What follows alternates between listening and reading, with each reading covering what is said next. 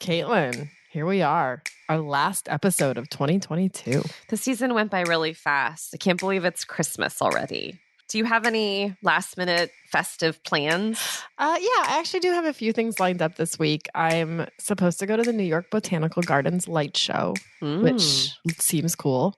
And then I'm going to get to go to my church's Christmas Eve service for the first time ever. So that'll be fun. It's also supposed to snow this week. Home Alone 2 promised me that like New York was always a winter wonderland in December, but it's actually pretty rare for it to snow here. And as it turns out, Donald Trump doesn't live in the Plaza Hotel, which is probably for the best. Lies. A movie of lies. It's a really bad movie. I love that movie. It's literally just Home Alone. Oh, set yeah. In a different, it's exactly the same plot. They just swapped out the old people. From Religion News Service, this is Saved by the City, a podcast from two single Christian women making our way and making memories in New York. I'm Caitlin Beatty. And I'm Roxy Stone.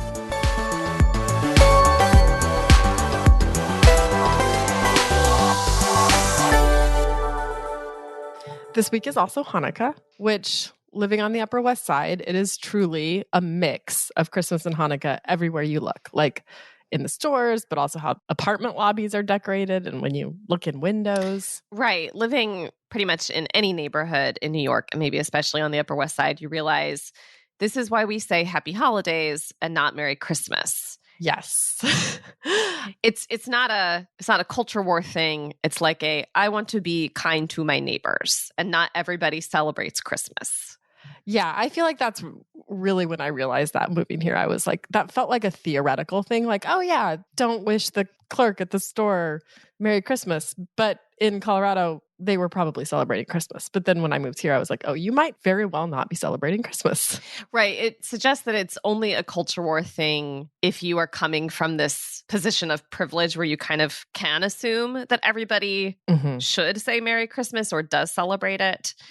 And when you're moving into a space of religious diversity, you're having to shed, as perhaps we have done or I have done in moving to New York, a presumption of normativity, a presumption that like everybody does this the way that I did this growing up or the way I'm going to do it this week. Right. And this idea that if they don't, or if they get mad that you would say Merry Christmas instead of Happy Holidays, that there's like a hostility there or like an aggression against your Christianity. And it's like, well, when you get here, you actually realize like, no, it's maybe even the opposite. Like it's actually just really sensitive to not assume the people around you have the same religions as you because they very well may not. I've actually never experienced hostility toward my Christian faith in New York, like despite what people might assume New York is like.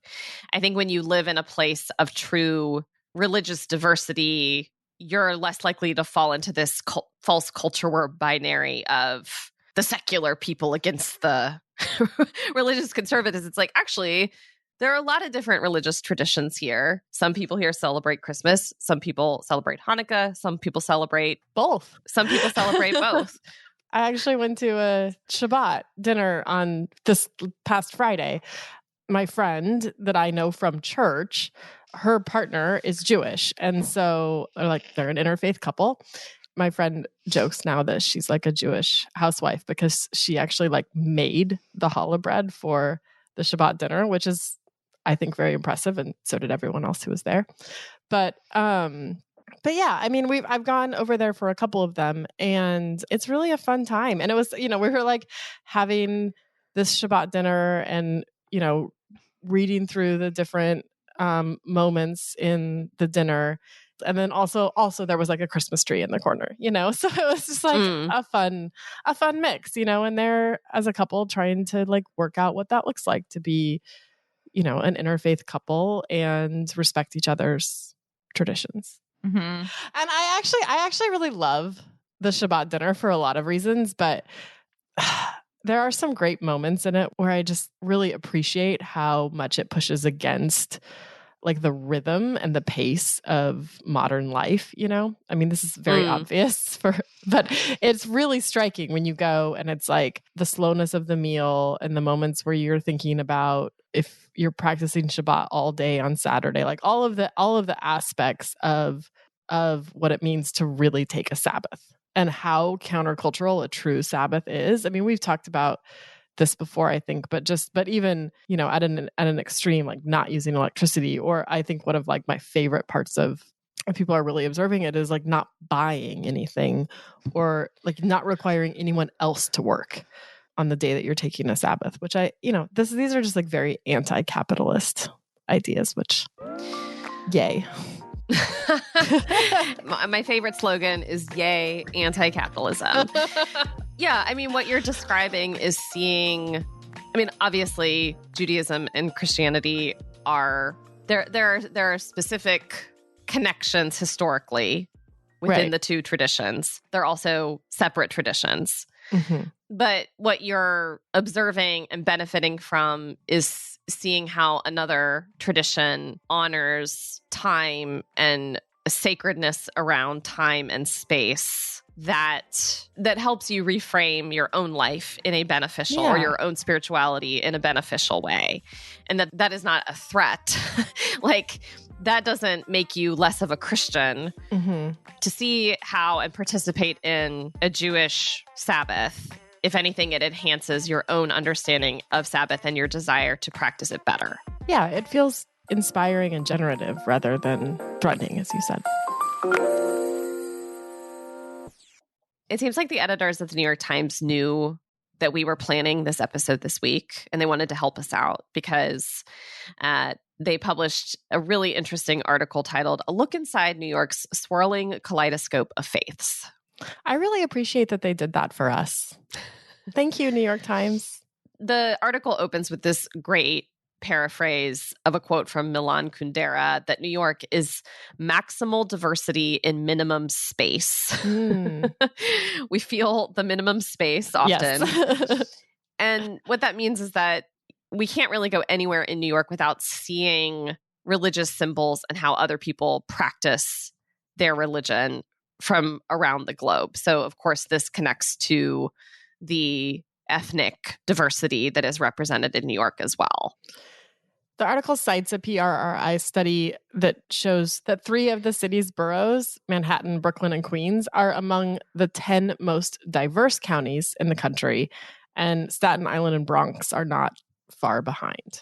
I also appreciated that the article emphasized that New York is not the religious melting pot. Like, you might think, with this many people from all these different traditions trying to coexist, we're all just going to kind of downplay our differences and become... That the colors would all blur together on the kaleidoscope.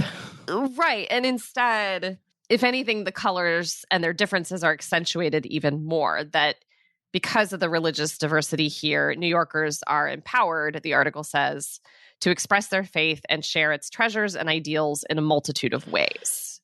Yeah, which I think they use Queens as a great example of that, because there are people from like 300 different languages and all these different countries. And you've got like a Hindu temple and a Jain temple and Buddhism and Sikhism. And like, it's all happening in this one borough, again, minimum amount of space, which I know is not like completely unique to New York in the world, but it is really fascinating because you think about like so many places in the world where religion is such a flashpoint of tension. And I know it's not like kumbaya in New York and we're all just like getting along perfectly, but a minimum amount of space, a lot of potential tension, and it's going okay. Yeah. And the reality is that the United States is actually becoming more like New York. It's becoming more religiously pluralistic. And with that change is, of course, going to come tensions. And we've already read about and seen some of those tensions throughout the country. And now is this moment where we're becoming more religiously diverse as a country to gain wisdom and understanding. And maybe especially as members of the majority religion to say, I need to understand my neighbors better so that I can live well among them and with them, not to dominate them or make sure that they know their place. Or be afraid of them. Yes. This is why we're particularly excited about our guest today, Simran Jeet Singh. Simran is a fellow New Yorker, also a fellow transplant. He moved here from Texas as a young adult, but as someone who follows the Sikh faith tradition, his experience of New York City is a little different than ours. I had this like utopian vision of New York City that was like, oh, it's going to be perfect for me. Like there will never be any racism I face again on the basis of my religious appearance.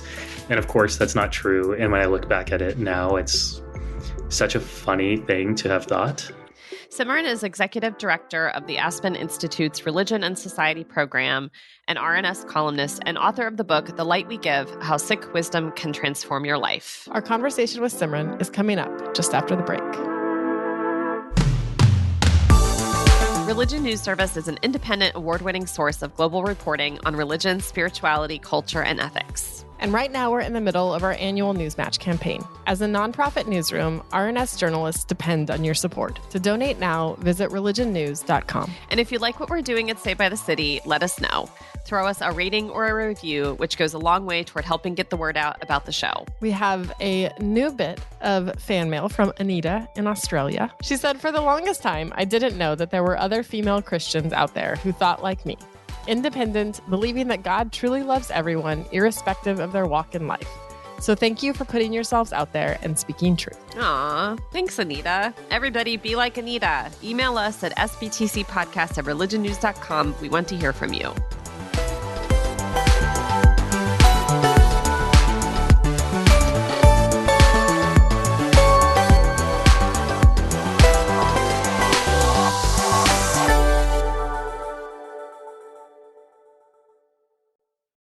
Looking back, I realized that interfaith work or conversations were not something that I really heard about in my church or in other contexts, and not necessarily because we wouldn't have been open to it, but because we didn't have to be thinking about it. Where I grew up was generally culturally and religiously homogenous. And so it wasn't really until leaving there and even leaving the Chicago suburbs, recognizing that it's convenient or a privilege to not have to even think about the relationships between different religions unless you're in a place where you're no longer in a dominant place of cultural power. Yeah. I mean, where I grew up, I think occasionally the Catholics and Protestants worked together on stuff, and that was a big deal. maybe someone from the Mormon church would join. That was interfaith. That was about it. You know, I mean, that was it. Where I literally in the towns that I grew up in Eastern Colorado. Once I got to college, I think that was the first time I really was like, oh, you know, I had an exposure to other religions besides the various forms of Christianity. It's a little cringy to admit this now, but in college, I got a religious studies minor, which was like an interdisciplinary minor, and it included classes in various different religious traditions, and you had to take, you know, a minimum number across the religious spectrum. And my motivation for doing that was not great at the time, which was I really wanted to learn about these other religions so I could best know how to convert people and evangelize, which my professors quickly talked me out of that, which is good. I mean, not that I told them that, but I'm really glad I got that minor. And in a lot of ways, it was an incredible learning experience for me to these other religions and to humanizing other traditions and appreciating these lessons and wisdom traditions and the beauty and rituals and all of that of other religions. And even to be drawn to some of, you know, I love religion, and I felt drawn to these traditions that were similar to me, seeking this ineffable, seeking how to define the undefinable and experience transcendence. And yeah, it was an eye-opening experience for me. Yeah, I mean, it strikes me, and I maybe you don't want to do this, but I will do this to give you a little bit of credit.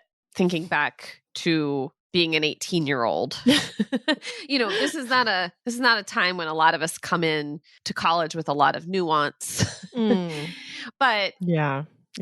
coming in with a posture of I'm learning so that I can change somebody's mind versus I'm learning for its own sake because I want to understand how other people, how other image bearers, that's a Christian term, but I'm a Christian, so that's the term that comes to mind. How other people are seeking God in their specific contexts and saying, I can honor and value the beauty in other traditions for its own sake, not as like and I also have to change their mind and how they go about. Right. It just seems like a more open-handed posture that you ended up walking away with. Yeah. And I think it's tricky, religions have really specific things to say about truth, and they are often in conflict with each other. And in Christianity has a belief system that doesn't, that actively says like, this is what we believe is universal truth. And, I think it's a tricky posture to live in where you can appreciate and admire other religious traditions and learn from them while also being able to stay solidly in your own tradition that has an exclusive nature to it. Right. And I think that has become actually easier for me, speaking personally, to at once live into a tradition that has exclusive truth claims about the nature of God and also respect the particularity and the exclusive truth claims of other faiths, the more confident I am or secure I am in my own faith identity. Right. I think that's true. I also think, I hope that's beginning to change. Working at RNS at Religion News Service, which listeners you may have heard of as an award-winning source of global religion reporting. I have learned a lot working there, and I have also really appreciated that RNS covers the religions on their own and with the specificity and particularity of their religions. And it's not always with like an agenda of like, we're all going to get along and make a peaceful, perfect world together, which would be nice. But that's not, that's not like the goal. Religion News Service's goal has an interfaith component to it in the sense of like education and humanization. And I think the more that we know and learn about each other, the more that we can find our common ground while also being very different. And that common ground might be a hope for like a good, safe community or economic stability, or, there's a lot of ways that interfaith work, I think, can work to better communities without being like, oh, we all have to agree on truth claims about God. Yes, it seems like what you're describing, or part of the goal in reporting accurately and respectfully on different faith traditions, is the common good, which I realize is maybe, I don't know, is it exclusively a Christian term? It has been overused, arguably. Yes. But, something like a healthy, flourishing, functioning society where people feel safe and cared for and having a seat at the table of cultural power and not marginalized and not having to fear violence or threats, that feels like a bare minimum of what we should all be striving toward. Yes. I've been thinking about this episode this week. There's a lot to say about this, but I was thinking about this episode, and we had an article come out this week about implicit sort of inadvertent anti-Semitism that can creep into certain Christian traditions and readings of scripture. And this one was particularly around Advent scriptures and the ways that there's sort of this implicit sense that like Judaism got it wrong because they didn't believe that Jesus was the Messiah. And so it's actually like an obsolete religion, or it should be, because they should have just all followed Jesus. And that kind of language around Judaism can often get brought into our conversations around like the Pharisees and all of these different the Jews killed Jesus. I mean, and that stuff like that those are things that I never thought about as a kid as being like dangerous, but then you start to realize like, wow, that was language that was like adopted by the Nazis, and that language can perpetuate real harm in the world. And it can just kind of be lurking right there without us realizing it. And I think that's the kind of important educational work that I'm talking about too with RNS, where we can challenge and confront those things in our own religions that, are maybe harmful without us even realizing it. Yes, it feels really valuable to examine the historical roots of our faith and to see ways that it has borne bad fruit, whether we grew up recognizing those historical roots or not. Yeah, it feels like the work of the moment, or maybe of many moments in the future too, but it feels important. And it feels like if we're really going to create the pluralistic society that benefits a diverse community, that we have to do that work. Our guest today has been doing the work and has also been helping others of us do the work too. Simran Jeet Singh is author of the new book, The Light We Give, How Sikh Wisdom Can Transform Your Life. He's also a columnist at Religion News Service and just an all-around great guy. Hey, Simran. Hey, Simran. Oh, glad to be with you all. Fun to hang out. Thanks. Yeah, thanks for being here. So one thing that all of us have in common is that we are transplants to New York City. I understand, Simran, that you grew up in Texas and in some ways had a kind of standard all-American childhood, and then, of course, in other ways did not. So because so much of what Roxy and I talk about on the show is how New York has shaped our faith, how would you say that New York has shaped your faith? Yeah, I listened to y'all's podcast and I really love it. Thanks. I just said y'all. Oh. That's my Texan coming out. So I'm a fan of the podcast, and when you invited me on, I was like, man, what am I going to say that's actually interesting? So I've been preparing for this question, and I have two reactions that I think might be interesting. One is, because I moved here from Texas, I had this big dream. The stereotype of Texas is that it's super racist. And, as somebody who grew up with a turban and a beard and the racism I faced, I had this utopian vision of New York City that was like, oh, it's going to be perfect for me. There'll never be any racism I face again on the basis of my religious appearance. And of course, that's not true. And when I look back at it now, it's such a funny thing to have thought. Right. But I just totally didn't know what it would be like to live here. And so I think part of the reality check and having to accept that people are messed up to one another everywhere has really been, it's been transformative for me in some ways to not live in this dream world as if there is some perfect place where we could all escape to and everything would be fine. Mm-hmm. And having to accept the reality of difficulty and human imperfection has actually profoundly shifted my religious experience and practice of spirituality.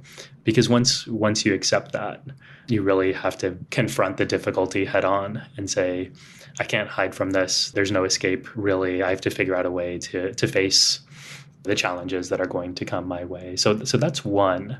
Mm-hmm. And the second one, and this one is also kind of embarrassing to admit in retrospect, but also small country boy comes to the big city. And I grew up in a place where there weren't any people, many at all, of people of my religious background. And so it was very isolating in many ways. My friends who were also Sikh were kind of scattered around the country. And I know some of the biggest Sikh populations are based in New York City. Mm-hmm. And so I had this really ridiculous vision of I would move here and all of a sudden I would be best friends with everyone who looks like me, and not really thinking about the fact that internally all communities are diverse and there are going to be people who you like and people you don't like and people who like you and people who don't like you, people who have similar interests and things that they care about. And so one of the funny experiences for me was moving here and having this expectation that, all the guys who I would meet would be like my brothers growing up and we'd all care about the same things. We'd all see the world in the same way. And it totally wasn't true. We didn't even often have the same core values, which you might, in isolation, expect of people you share a religious tradition with. And so that was a wake-up call for me to really start to understand that my experience of my Sikh faith was my experience and not the same as everyone else's necessarily. And there's a little bit of humility that comes with that, to recognize that, you have your own version, but everyone else also has their own version. And you don't ever get to tell someone they're right or they're wrong based on how they live their lives. So those are the two that I prepared in excitement for this conversation. Thank you. Well, I'm glad we started with a question that you'd already thought about. So for our listeners, many of them are probably not familiar with the Sikh faith. So how about a short primer on your faith and like what the Sikh faith is all about? Yeah, sure. So one of the interesting things about the Sikh tradition is that it's one of the world's largest. It's the fifth largest religion in the world, but at least in the United States, most people don't know about it. Right. The founder's name is Guru Nanak. And his basic argument is if you start to see oneness in everyone, then you can't possibly discriminate on any basis. And also, if you start to see oneness in everyone, then you start to cultivate in your heart a feeling of love for the world. And the natural expression of that is service. And so those three principles, I think it's, the basis of oneness, a feeling of love, and then the expression of that through service. Those are the three core teachings of Sikh philosophy that I think create a really nice logic, I think intellectually, but also in terms of living life. It creates a really beautiful daily practice that is both focused on internal spiritual cultivation, but also social contribution and service at the same time.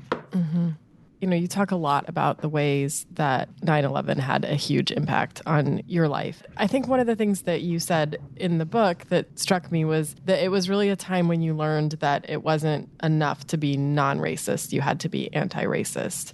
So talk a little bit about that distinction and why that became sort of a driving force in your life at that time, but has continued to be. Yeah, I mean, for me, it very much came without the vocabulary of anti-racism, as I share in the book. It was through experience where, growing up, my parents had always pushed us to ignore the hate that came our way, and it was.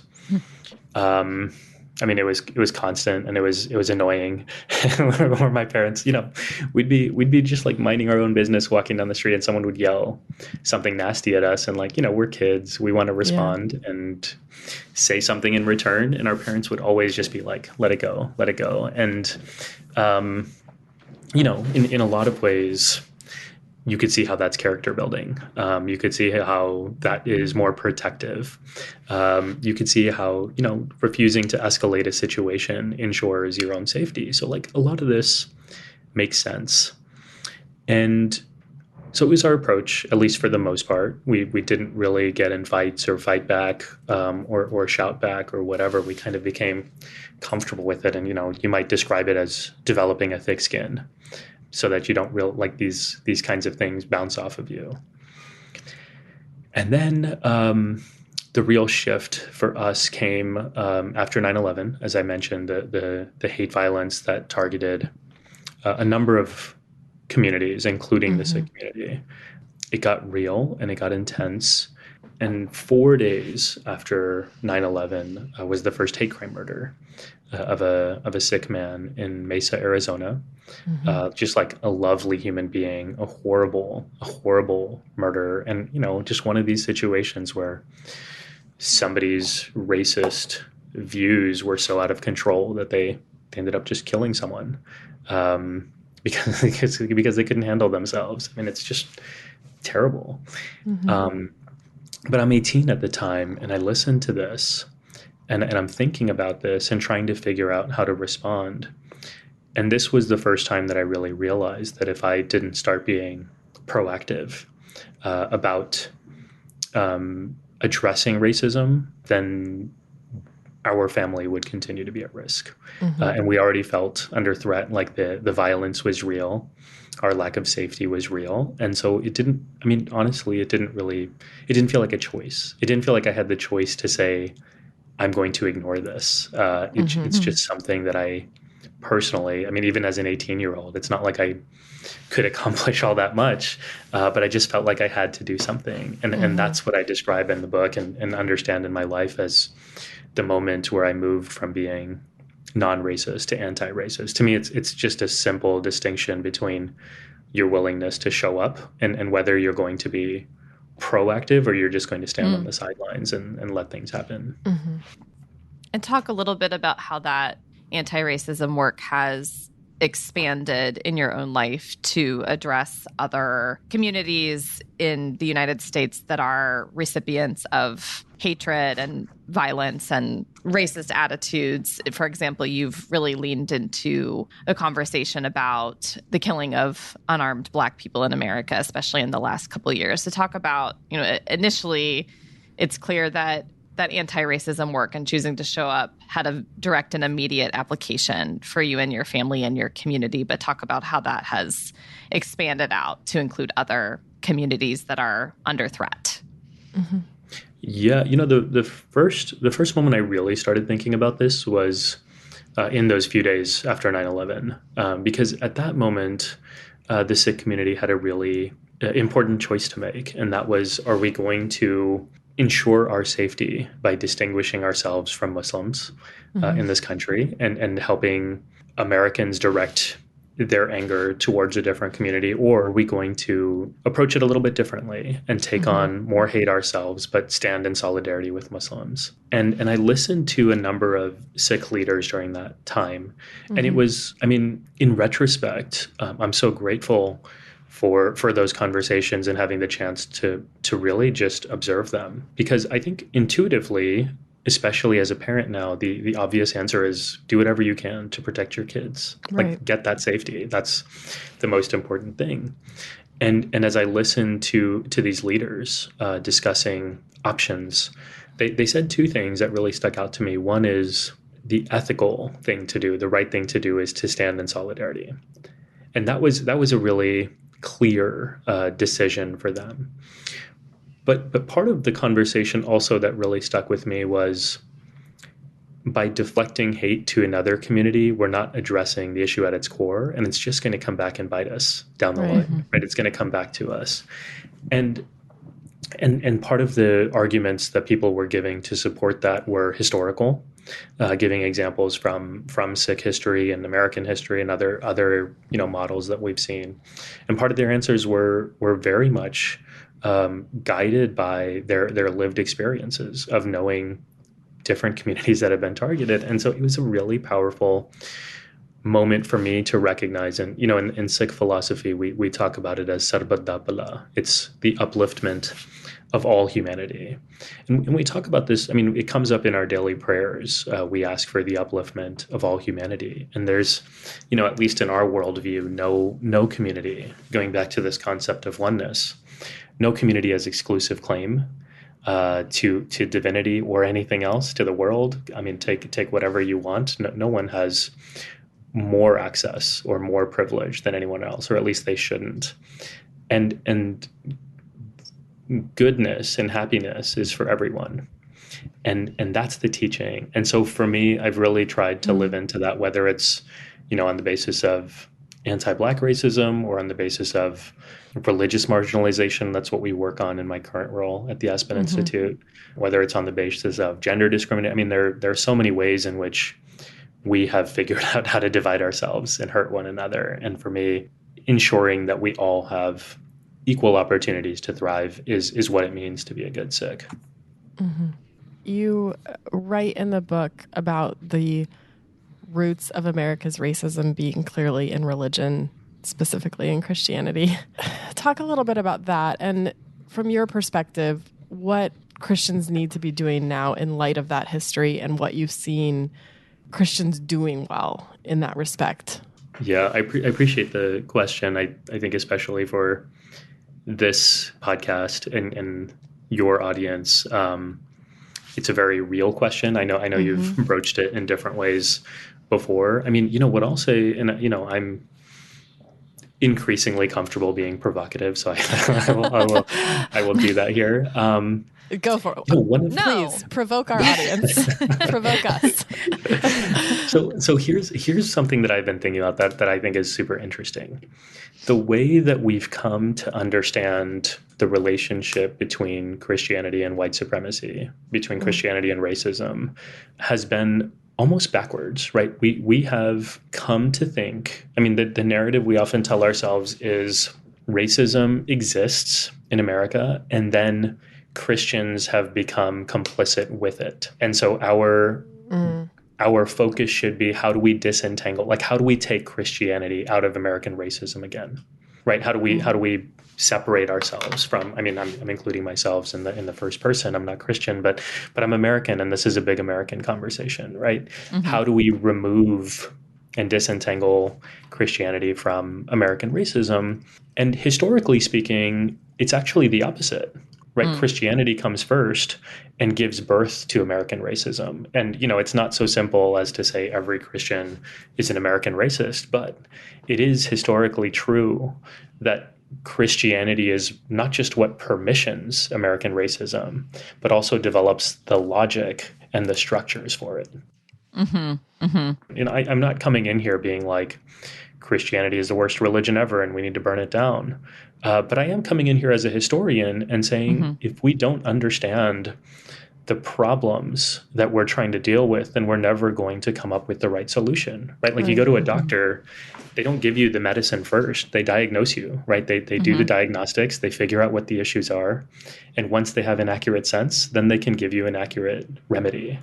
And so for me, what is the important first step? I mean, I think it's becoming honest with ourselves about who we are, right? And I know that when it comes to racism, people quickly feel like they're being attacked individually, right? Like, and if I say this is something that's part of American Christian history, then American Christians might feel singled out and say, but I didn't do anything. And I think having the courage and the humility to step away and be like, this isn't about me, but it also is about something that I'm a part of. Yeah. Right. I didn't create this problem, but maybe there's something that I'm a part of that needs to be part of the solution. And I think that to me is the honesty and the courage and the humility we all need as a collective to be able to start tackling some of these issues. That was a great level of provocation for our audience. Thank you. Yeah. It was provocative, but not flame emoji, burn it all down. So some gentle poking. Where have you seen Christians doing this well? I mean, you partner with and work with a lot of Christian leaders. Where are you seeing some real honest reckoning that you think is making a difference? Where do you see that happening? Let me start with Indigenous scholars, many of whom are Christian or identify as Christian in some way. They're in a tough position, right? They have the task of having to understand what it means to be Christian in this country while also having to understand what it means to have been debilitated and decimated by Christianity. And so some of those people, the people who I've been really learning from, Mark Charles was the first person who really introduced me to some of this history that I had never encountered before, despite having grown up in the States, despite having a PhD in history from Columbia. Like I'd never heard of it. It's so embarrassing, but that's where we are. So I think Indigenous scholars are really doing a fantastic job. Caitlin Curtis is another one who sometimes writes for RNS. The other place where I think there are some really interesting conversations are in circles of racial justice and religion. A lot of the people who are writing and speaking on these issues are Black. And again, they have the unenviable position of having to grapple with Christian history while also having to grapple with anti-Black racism and how it's created systems of, chattel slavery or the 3/5 compromise or Jim Crow or whatever it is. So those are two, but a third place that I think is really important for us to see modeling of what it looks like to be honest about our histories is among white Christians. And Robbie Jones is a good example of someone who has grown up in this tradition. And it's been really interesting to watch him, I mean, as a friend, but also through his writing, to go through the process of starting to ask really, really uncomfortable questions about something that he really loves and seeing its imperfections and trying to hold the entire system accountable. So I think people like him, Serene Jones's book, her memoir, I think is another fascinating look into these issues, and you sort of follow her journey too. But I think, for me, there's something about the genre of memoir that makes this more accessible. Because it is a journey for a lot of people, and you're not going to fix all these problems overnight, and you're not even going to change your own perspectives overnight. But I think seeing other people go through the process gives you, I mean, it gives me inspiration that like, I would love to be that introspective and thoughtful and grow throughout the course of my life in the way that some of these people I've seen, have really done so in a really beautiful way. A lot of your work, Simran, is in forming conversations and alliances among leaders of different faith communities, interfaith cooperation. I'm just speaking for myself. I don't know if this is true of Roxy as well, but interfaith communication and collaboration was not a strong value in the Christian community. Not if it didn't come with some evangelizing. Yes. Fine to begin with, but don't end with just interfaith conversation. There needs to be an ask at the end. And that is not true of all Christian communities, but I think a lot of Christian communities in America, interfaith is kind of a bad word. So what are some of the barriers that you encounter in trying to engage Christians in interfaith work? And then how can Christians show up better as partners and allies in interfaith work? Oh man, I did not anticipate this question, and I am so excited to answer it. Well, first of all, there's so many problems within the interfaith world, right? And so you all will know a bunch of them. Your audience will know a bunch of them. I won't get into what I think is more obvious, but I'll share one that I think is also provocative. Let's start with the experience that for many Christians, interfaith is not a serious value.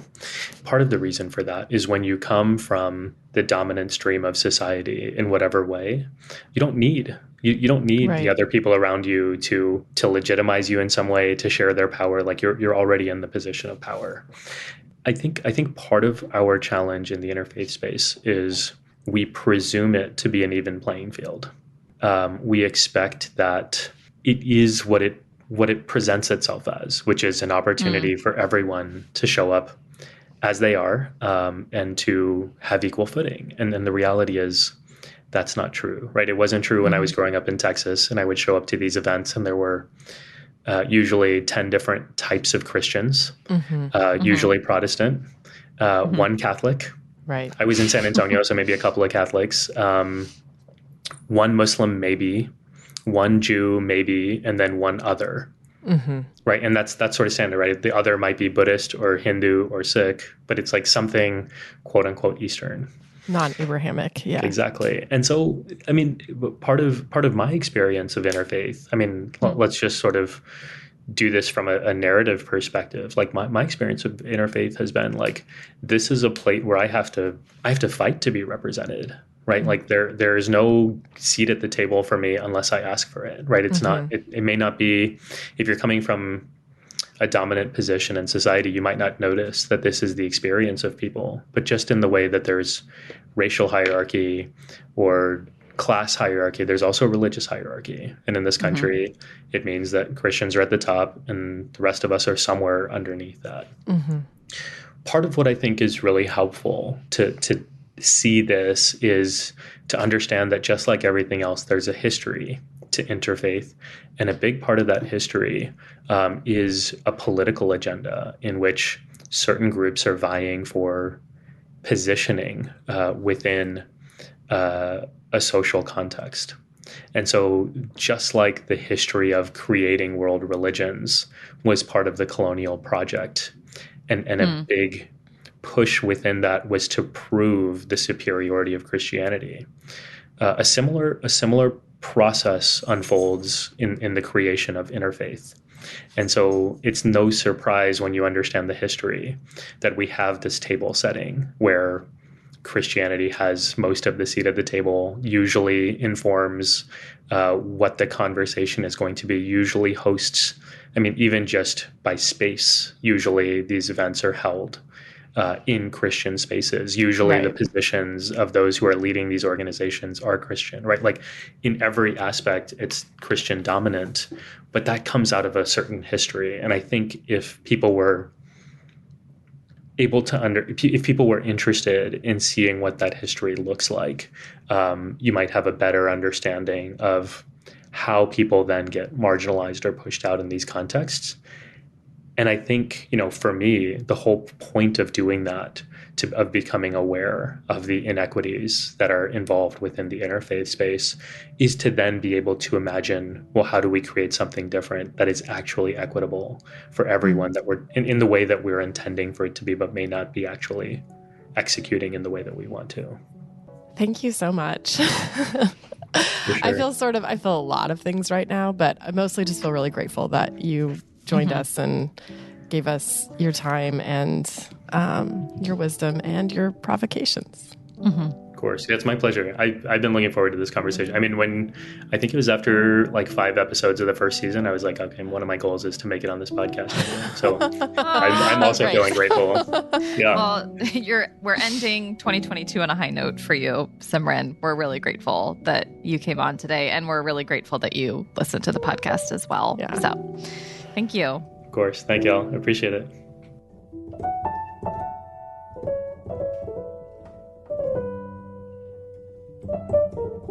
Saved by the City is a religion news service production. The producer is Jay Woodward, and the consulting editor is Paul O'Donnell. We get production assistance from Elizabeth Joy Wyndham. Chaz Rousseau put together our look, and Martin Fowler wrote our theme music. We are Roxy Stone and Caitlin Beatty. We're taking a break for the month of January, but we'll be back after Valentine's Day. See you then. Thanks for listening.